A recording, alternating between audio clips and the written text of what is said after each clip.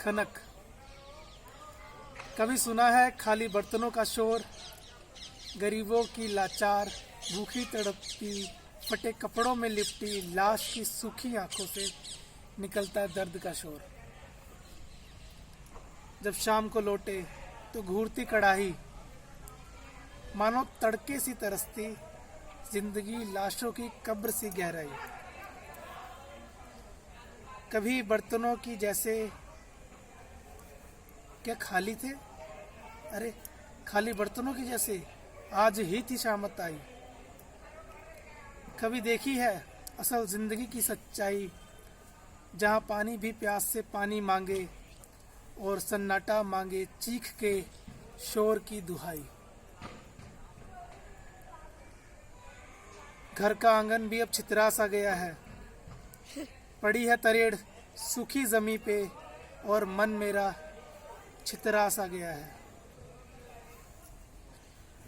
जब बैठा मैं अकेले लौटा था खाली हाथों शाम को, बच्चों को भेजा था नानी के घर माँ के संग पिछले ही एतवार को।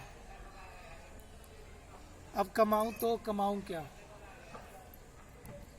पूछे है मुझसे ये खाली बर्तन कि आज पनीर की सब्जी पकाऊं क्या।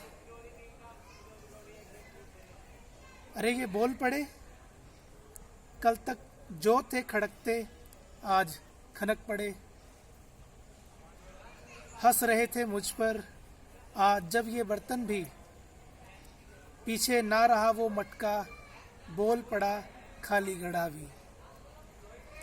लो कुछ मीठा खा के प्यास बुझा लो, आज तो थके से लगते हो, एक कड़क सी चाय ही बना लो। इतने में छाछ गिलास भी बोल पड़ा, बेटा लो एक सांस में पी लो और सारी गर्मी मिटा लो।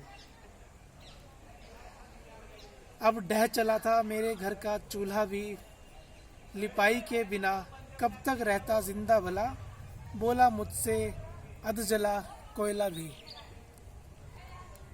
शाम सी होने लगी थी, मेरे टूटे छप्पर से संतरी रोशनी अब आंखों में चुभने लगी थी।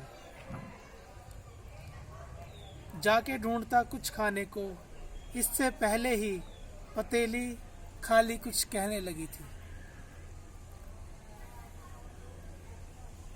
3 दिन हो गए हैं चाय पिए को, घर में दाल के दाने भी उबले हुए को। अब सोचती हूँ भूखी रहूं या मर ही जाऊंगी, भेज दो पिता के घर कुछ तो खाने को। चकला भी उसका साथ दे बैठा, जिसे मैंने ही था लाया आज दांव खेल बैठा। भैया हमें तो जाने दो, सूखी पपड़ी है कब से लिपटी, अरे कुछ कुरकुरा छोड़ के कहीं तो नरम रोटी खाने दो। अब और सहा नहीं जाता, सांसें धीरे होकर थम गई। आज चौथा दिन था भूख से लड़ाई का, अब खाली पेट सांसों को हमसे और घसीटा नहीं जाता।